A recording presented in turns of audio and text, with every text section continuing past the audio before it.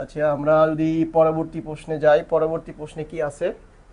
Which ECG change is most specific for acute myocardial infarction? Myocardial ইনফাকশনকে কি বলা হয়? হার্ট অ্যাটাক বলা হয়। Heart attack. পরীক্ষায় এটাও আসতে পারে যে হার্ট অ্যাটাকের আরেকটা নাম কি? আমরা জানি সকলে হার্ট অ্যাটাকের আরেকটা নাম হচ্ছে গিয়ে মায়োকার্ডিয়াল ইনফাকশন। ফাকশন বানানটা অনেকেই ভুল করে এফ আর এ দিয়ে দেয়, কিন্তু ওইটা কিন্তু ঠিক সঠিক হবে না। হার্ট অ্যাটাক আমাকে বলেন হচ্ছে গিয়ে স্ট্রোক। স্ট্রোকের মেডিকেল টার্ম কি আমাকে বলেন তো একটু? স্ট্রোকের মেডিকেল টার্মটা কি? কমেন্টে জানান স্ট্রোকের মেডিকেল টার্মটা কি।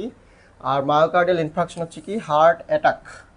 আর হার্ট অ্যাটাক কোথায় হয় জানি আমরা, আর অনেকে হচ্ছে গিয়ে বলে হার্ট স্ট্রোক। হার্ট স্ট্রোক বলে কিন্তু হ্যাঁ হয়, হার্ট স্ট্রোকও বলে এটাকে, কিন্তু মেইনলি স্ট্রোকটা হচ্ছে গিয়ে ব্রেনে।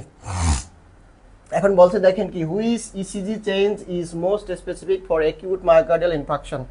একটা আছে পিকড টি ওয়েভ, আর একটা আছে এসটি সেগমেন্ট এলিভেশন, আর একটা আছে ইউ ওয়েভ। ইউ ওয়েভটা সাধারণত থাকে না, এটা কল্পনা করা হয়। যদি অনেক সময় হয় কি আমাদের ইসিজি যে গ্রাফ আছে, এক্সট্রা একটা যদি হচ্ছে গিয়ে ওয়েভ তৈরি হয় সেটা কি ইউ ওয়েভ হিসেবে ধরা হয়। আর একটা আছে কি প্রলংড পিয়ার ইন্টারভাল।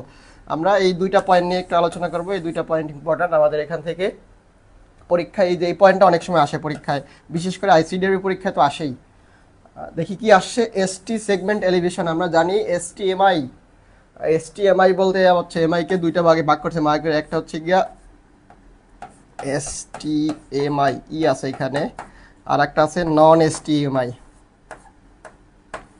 এসটিইএমআই একটার দিকে হচ্ছে গিয়ে এসটি সেগমেন্ট। আমাদের এখানে গ্রাফ একে দেখানোর সময় নেই আমার হাতে, সুতরাং আমরা জানবো হচ্ছে গিয়া একটু মনে রাখবো যে এসটি সেগমেন্ট আমাদের যে হার্ট অ্যাটাক হয়, হার্ট অ্যাটাকের সাথে এসটি সেগমেন্টের একটা সম্পর্ক আছে। এসটি সেগমেন্ট উপরের দিকে উঠে যায় গ্রাফে, আবার অনেক সময় এসটি সেগমেন্ট উঠে না বা নিচ দিকে থাকে। তাহলে যদি উপরের দিকে উঠে যায় সেটাকে বলে হয় এসটিএমআই, আর যদি উঠে না যায় সেটাকে বলে নন এসটিএমআই।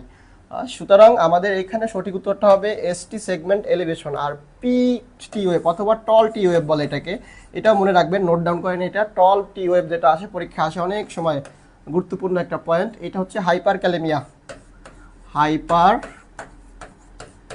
ক্যালেমিয়া। হাইপার ক্যালেমিয়া দ্বারা কি বুঝি আমাকে একটু কমেন্টে জানান সকলে, হাইপার ক্যালেমিয়া দ্বারা কি বুঝি। সুতরাং এখান থেকে মনে রাখবেন কি, আমার হার্ট অ্যাটাকের সাথে বা মায়োকার্ডিয়াল ইনফেকশনের সাথে জড়িত হচ্ছে এসটি সেগমেন্ট এলিভেশন।